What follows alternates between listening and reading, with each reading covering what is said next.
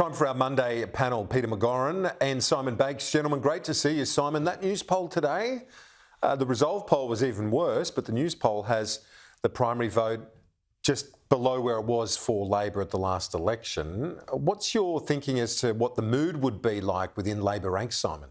Yeah, well, I think we're in this period, and we have been for quite an extended period of time, where the polling is around about that sort of 50-50 mark, occasionally a little bit better for the government of the day. And is that any surprise when Australians are under really quite severe cost of living pressure? I don't think that's. I don't think anyone inside Labor would think that was, in doubt, that Australians are doing it tough at the moment, and that might be reflected in opinion polls.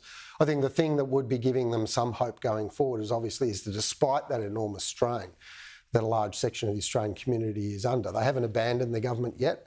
I think we've seen in other political cycles that when you've got Australians under this amount of economic pressure, they often do turn against the government of the day. But look, we're 6 to 9 months or so off next election. I think the government knows it's got a lot more work to do.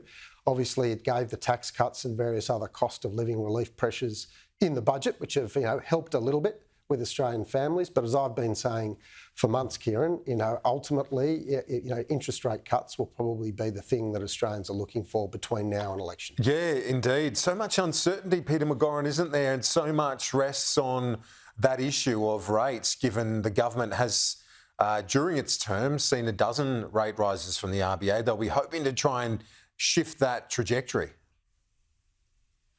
Agreed, Kieran, but it's beginning to look like an interest rate cut is the cavalry coming over the hill because nothing's working for Labor. This is what's worrying them the most.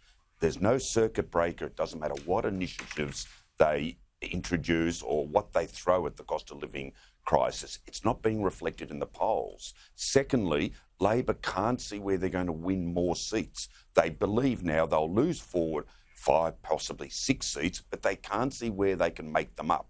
So now we've got Newspoll, the most authoritative and credible and the biggest of all polls. It joins Freshwater, Redbridge and Resolve, all putting the primary vote of the two parties and the approval of the two leaders basically at the same level. Labor's going into minority government.